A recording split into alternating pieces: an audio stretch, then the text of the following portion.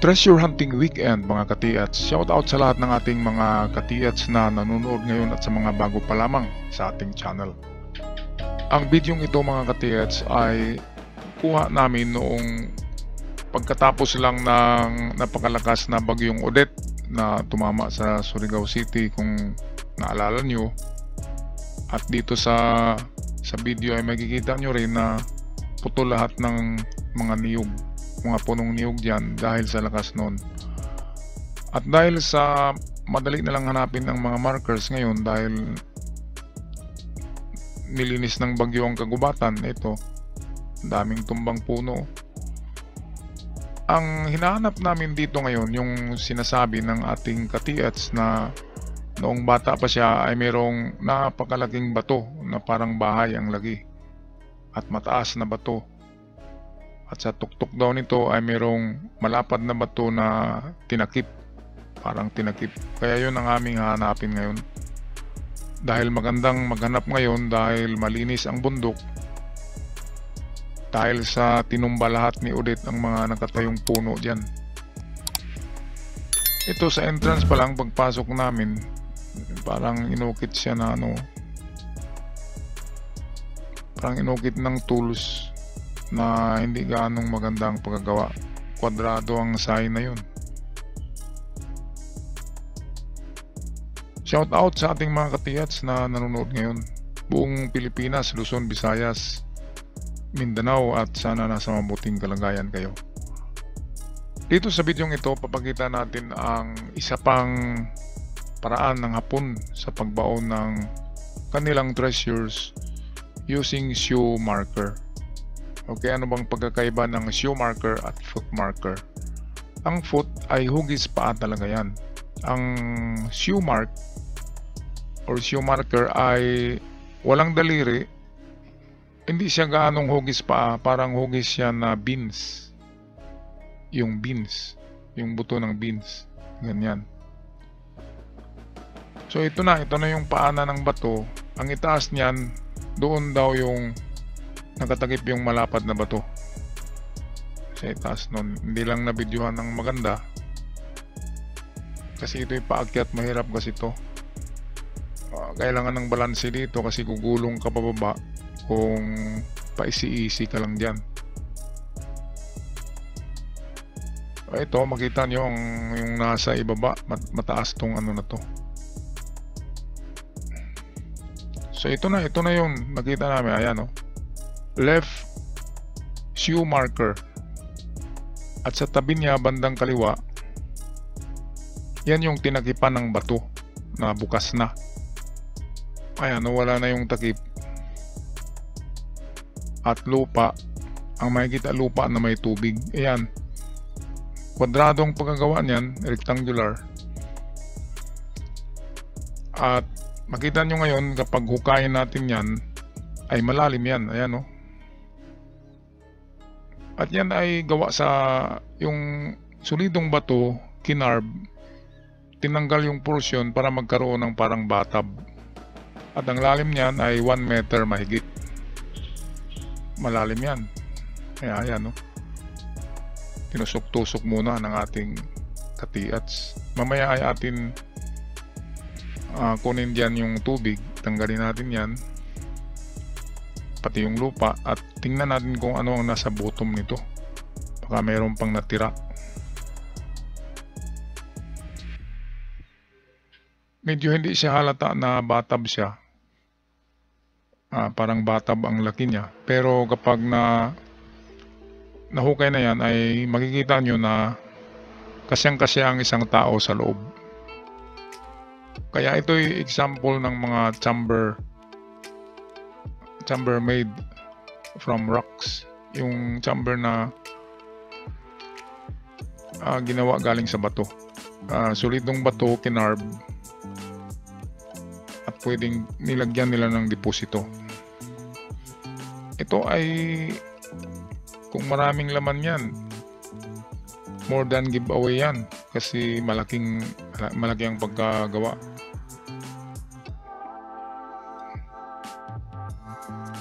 Kasi ang ano dito, ang legend ng lugar na ito Ito yung mataas na bundok na nakadungaw sa Surigao Strait. At ang legend ng Yamashita Treasures dito ay nakita daw ng mga matatanda dito na inakyat. May dumaong na isang barko at mayroong inakyat na mga kahon-kahon, mga kahon na gawa sa kahoy. Mayroong inakyat sa bundok na ito. Kaya ang bundok na ito ay siguradong merong nakabaon. Ito na siya, medyo malinis na. Ayan, rectangular yan na parang bathtub.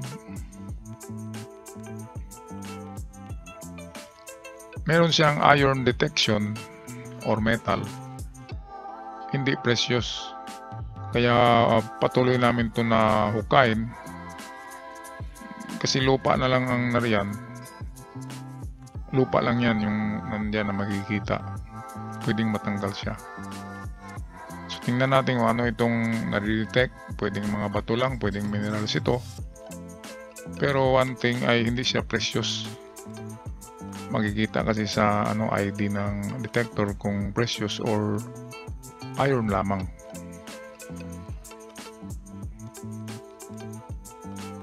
Okay, so ito yung isa sa ating makikita na how to recover treasure sa SEO marker.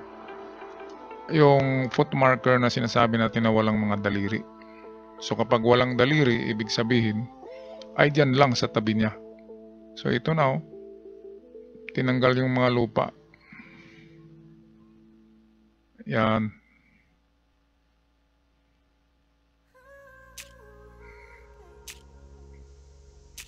Ayan. Medyo may kalaliman din siya. Hanggang pala ito, mataas kunti sa baywang. Okay, so meron tayong dito, ilustrasyon kung paano ang paggawa ng hapon at paano mahanap sa ganitong marker. Sandali lang. Okay, at ganito ang pagkabaon nito mga katiyats. Ito'y nasa ibabaw ng napakalaking solidong bato ito na nasa ibabaw to ng bundok. At malaki talaga ito, nasa malaking bato. Nasa 5 by 5 meters ang area nito sa ibabaw ng ganyan. Ngayon ay sa ibabaw nito ay merong simple lang na footmark. Ito'y left footmark. Parang shoe mark lang, walang daliri nagaganyan. Yung kanina yung napakan ko. Ayan, at solidong bato ito, nagaganyan. Ito'y kanyang parang pampang. Parang pampang ito pero bato pa rin at nakadungaw ito doon sa baybayin. Okay, at hindi lang isa ang meron dito kasi sa unahan ito, sa medyo baba, bato pa rin yung nasulit, merong dalawang kasing laki ng drum na mga butas na bato hanggang balikat ang lalim. Lahat yan ay bukas na. Kaya pwedeng merong tatlo dito na recovered treasure. Ito kasi ay nasa Surigao Strait na bundok. Nakadungaw ito sa Surigao Strait. Kaya malaki ang possibility na merong inakyat dito. Okay, so ito mga katiyats, ito'y left shoe mark ito, left. Ngayon, ang sukat ng ng kanilang ginawang butas dyan na nakita nyo kanina ay rectangular na pagkabutas yun. Ganyan. At may lalim lang siya na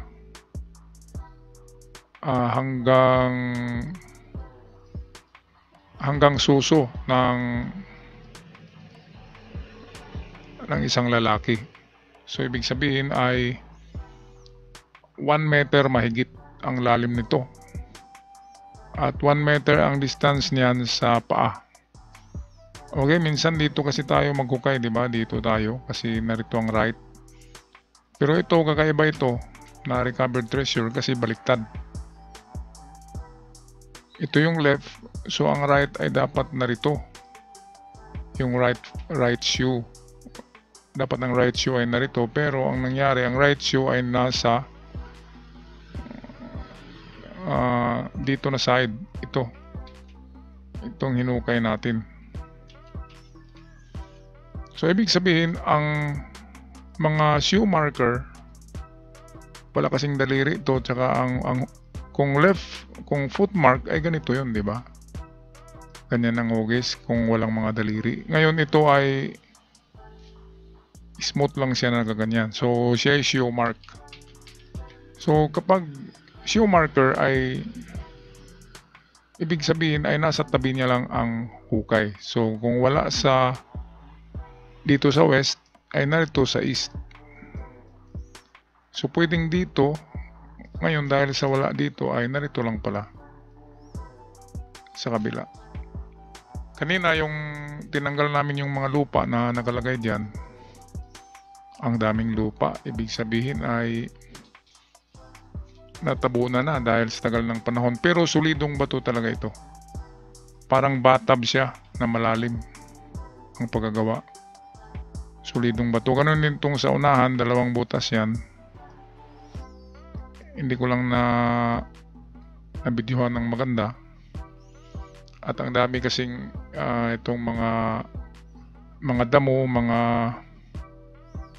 itong parang mga baging na damo, crawlers. Mga crawlers. Hindi nakikita ang butas pero bilog na bilog yung pagkabutas. Parang drum. Pumasok na ako diyan kanina. Hindi lang mahalata na butas yung pinasukan ko.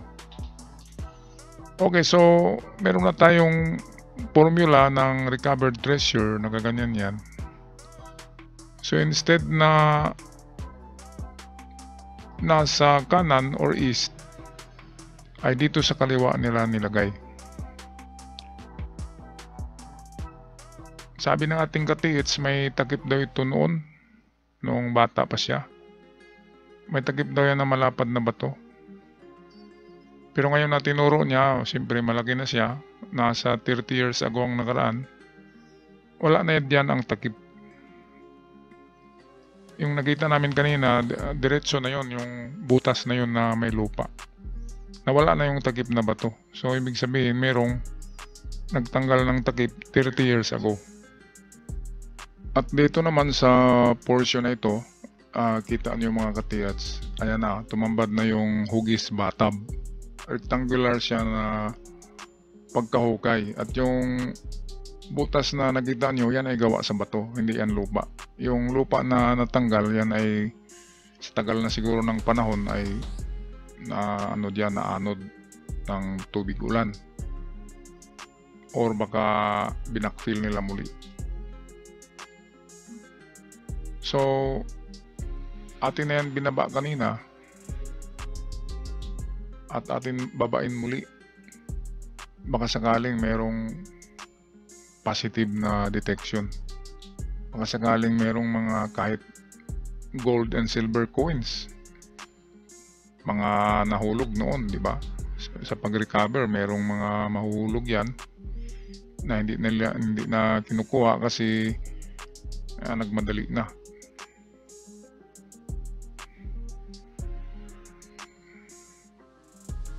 Eto, babain natin.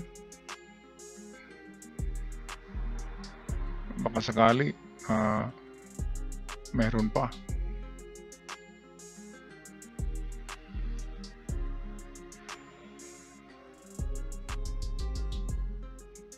Okay, so ang detection na tumutunog ay referring to minerals na lang ito. Mga bato kasi sa atin sa Pilipinas, halos lahat ng bato ay tumutunog din yan sa detector, pero magandang detector yung malaman mo kung ano yung na-detect. Katulad nito, Minelab, yan yung Go Find na mga series, pero ito yung pinakauna na ginawa, ang National Geographic Edition. Okay, at gusto nyong bumili ng mga ganyan, mura na lang yan ngayon sa Bourbon Electronica. Tawag lang kayo kay Roniel 0975-6675-030 para sa mga katanungan ng mga scanners at metal detector. At hanggang sa muli mga katiyats, ako'y magpaalam na. Maraming salamat.